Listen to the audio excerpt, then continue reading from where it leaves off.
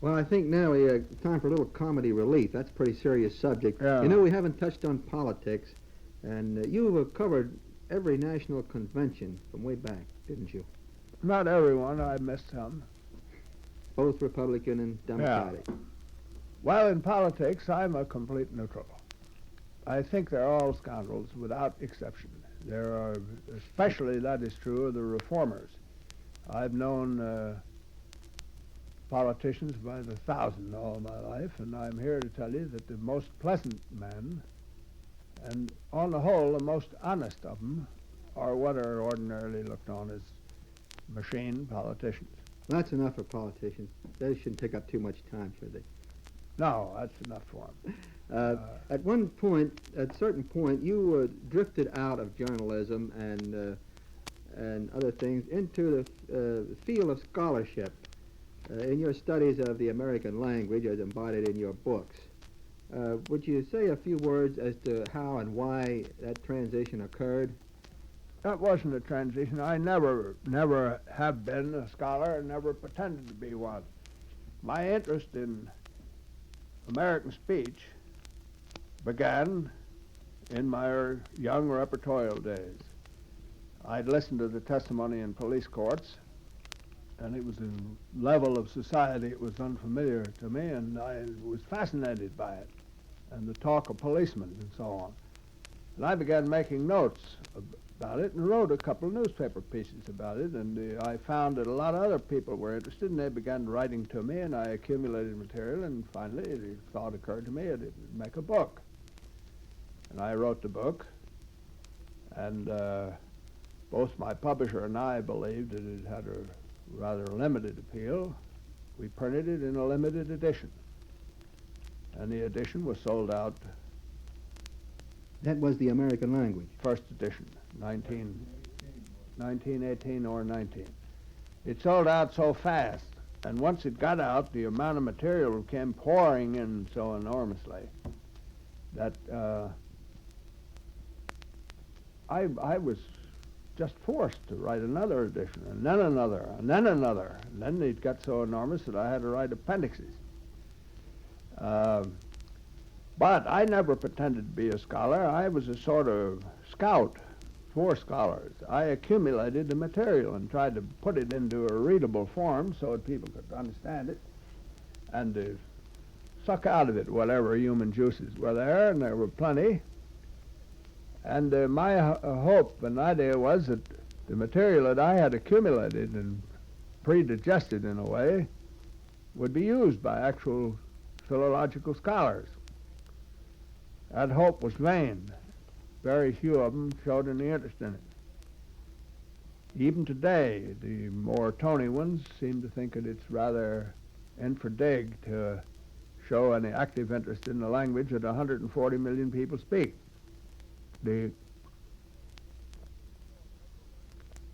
show a great deal of interest in obscure and nonsensical languages, which hardly anyone speaks, but they haven't yet brought themselves, I'm speaking of the Tony ones, to studying the language of their people. That is not to be taken without qualification, because a great many of the younger ones have shown an interest, and they have maintained American speech for years. They print books on the subject, and they do a lot of interesting work, but the thing hasn't been organized in the grand manner as yet. As long as the scholars fail to take it over, I continue it because I can't help it. I have got enough material for 5 more volumes in my house at this minute. It's an endless task, isn't it? You just go on and on. It comes in endless forms. I only last week I got a letter from a man, notes that he had made on my second supplement. The notes ran to more than 5,000 words, additions, corrections, suggestions, and they were very interesting and valuable. Well, they go into my file. Now, I'm an old man, and I'll probably be an angel soon. I've got to think of what to do with them. And I have resolved to leave them to a library where anybody else who's interested can get them. And Some of them they're newspaper clippings, magazine articles, learned journals. I read all the philological journals, and an enormous number of letters, suggestions by people all over the world and of every rank. In my second supplement, the authorities referred to in the notes include an admiral in the Navy, a general in the Army, and 5 or 6 lifers in penitentiaries. They include newspapermen of every rank, from young reporters to proprietors. And they include every kind of person conceivable, probably to the number of 10,000. All that stuff is in my files, badly indexed, but still sorted out enough for a man to use it. And I had wondered what to do with it. I decided to put it in a library where all comers can use it as they please. Do you consider the Dictionary of American English useful? Very. I think it's a valuable work. It's got defects. The main defect is that Sir William Craigie, who was the editor, was not an American. He's a highly competent philolog and a man of good common sense. But the endless little decisions that had to be made as that work went along, the fact that he was a foreigner showed itself quite often. The book is now being rewritten by an American, Dr. Matthews of Chicago, and I think Matthews will improve it. Such books, they're not born full grown. It takes time. One of the sad things about the Dictionary of American English is this, that Americans gave it no help. When the new English dictionary was underway, thousands of Englishmen read for it and worked for it. Craigie made appeals constantly for help. You'd think that teachers of English, of whom I have been told there are 100,000 in America, would have helped him. Most teachers of English are very low grade mentally, and they seem to be not interested in the slightest. They gave him almost no help. And without that volunteer cooperation, it's almost impossible to do such a dictionary completely. But within those limits, despite those handicaps, I think Craigie and his colleagues did a fine work. There's very little in it that needs expunging. It's reasonably comprehensive with some horrible holes in it, and altogether it does him credit. I have never criticized it. It's been criticized rather severely, but I always defended it. I don't know Craigie, never saw him in my life. Henry, in all these years, you've been a fabulously busy man. Everybody knows that. You've always worked and worked. Your principal relaxation has been music, hasn't it? If you can call it a relaxation, I devote very little time to music. My principal relaxation has been work. Do you still have those weekly meetings with that group of other musicians? They've been going on over 40 years. We're getting old. Some of our members are 80 years old. You still play the piano? Yeah. For that group? How many are in the group now? I think there are 11 at the moment. I play the second piano. I'm not good enough to play piano as a major instrument. I never practice, don't want to acquire a technique. I've always believed early in life that it's foolish for an amateur to get too good. He wastes too much time on music and it becomes an obsession and a curse to him. I want music for pleasure, not as a labor. Should be. Yeah, not as a labor. I don't go to hear music much because I dislike sitting in seats confined for an hour or two between maybe unpleasant people and having to hear stuff that I maybe don't want to hear.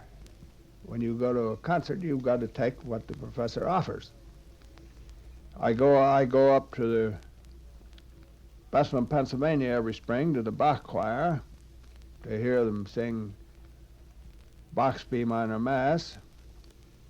That doesn't annoy me so much because it's a pleasant trip in beautiful spring weather usually, and whatever they give on the first day, which is usually Bach cantatas, on the second day I'm sure of hearing something that I've chosen myself and that I want to hear. That is Bach's B minor Mass. I believe everybody that loves music wants to hear it at least once a year. It's one of the great masterpieces of the world, and it's done very well. And the surrounding atmosphere is excellent. The town of Bethlehem pays no attention to the proceedings, whatever. They don't bother you. They don't put up any hot dog stands or try to sell you flags. And their hotels do not increase their prices. And it's happily free of every sign of American festivity. Have you ever been up there? I never have. Well, I've always you would wanted to enjoy go, it. and I just haven't. Unfortunately, arranged it's got to be rather expensive. But after all, it's As only... what hasn't? Yeah, it's only once a year.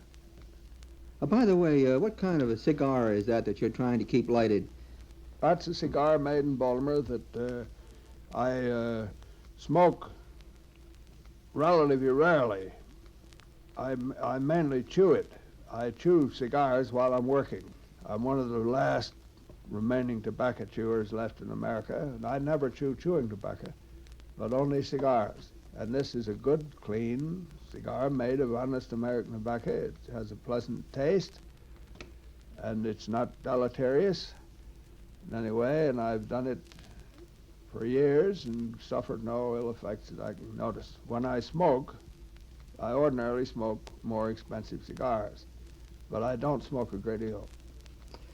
Just one more topic, and that is, as you know, at the present time, television has become a great factor in newspaper work. All over the country, newspapers are setting up television stations at the cost of $1 million or so, and there's a revolution going on among newspaper men who are brought into the new field. What do you think of television? I think it's a curse to newspapers, and I wish it could be separated from them. I am sorry that the Federal Communications Commission did not prohibit ownership of radio stations by newspapers. I don't think it's a good thing in the public sense for any one agency to control rival news sources. They ought to be kept separate and in active rivalry. That's one objection to it. Secondly, human nature being what it is, as soon as a television or any kind of radio enterprise gets into a newspaper, an enormous number of men, including some of the best men, become radio crooners, not newspaper men. They become actors. Actors, yeah. They get stage struck, in brief. That's the truth. And it shows in the newspaper instantly. The way for newspapers to meet the competition of radio and television is simply to get out better newspapers. They can always keep miles ahead of these other agencies, which happen the machinery for doing what newspapers can do. Newspapers ought to print better papers. They're going downhill, and any time you find a newspaper that's got a radio department, you will find a newspaper deteriorating. What do you think of the actual programs on television that you've seen, apart from their connection with journalism? I have seen very few. Those I have seen, I must say, are terrible. I had never realized that presumably sane human beings would waste their time looking at such stuff. I take it that you haven't seen my Sunday night program. Unfortunately, I haven't seen it. I hear it's wonderful. I've taken the plunge. I've gone in up to my neck. Well, you're another man lost to journalism, where you're a valuable man, in my judgment. I think you know your trade and do it very well. And this is not just an afterthought, because I've said it many times around the office. Oh, thank you. I think every moment you spend on television is at the cost of the newspaper. Well, it has its compensations. When we get back to Baltimore, I have a day to interview a very beautiful actress over television, Diana Barrymore, John Barrymore's daughter. That's pleasant, but since when have newspapermen not had that felicity? Well, When I was a young reporter nearly 50 years ago, I used to interview beautiful actresses and get mashed on them sometime. But I don't think that that's any advantage at all. I believe in Gresham's law. Bad money drives out good. And if suppose a man were running a fine restaurant, which to me is one of the greatest of all human enterprises, one of the most socially useful things. A man that runs a good eating house is a valuable citizen. All right. He's running an eating house, and he notices that hot dog stands and lunch wagons are proliferating in the neighborhood, and he says, by God, I better look out or they'll fetch me someday. So he goes out and buys a dozen lunch wagons and opens them around the neighborhood, and he makes money. Nevertheless, I don't believe that that's a good idea. I don't think newspapers should run radio stations. I grant you that they may be profitable, although not television. well, I think in spite of all that you've said, I think you yourself are somewhat of an idealist. And on that note, we will close. We have to get back to Baltimore. By the way, what do you have to do today? What is your chore for today after we get back? The rest of the day? Yes. I want to get in the office about 2:30 if I can. We got to get lunch somewhere along the way. And after that, I've got nothing pressing. I'm working on an article. I'll do that tonight if it's not so hot. You say you're going to close on a note of idealism. Yeah. That's, to me, catastrophe.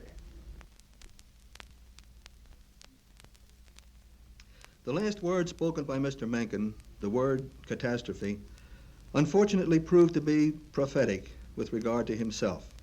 A few months after that June day, he suffered the stroke which incapacitated him as a writer. As for Mr. Mencken's curiosity as to whether or not this recording will be listened to by posterity, well, the answer to that one is up to you.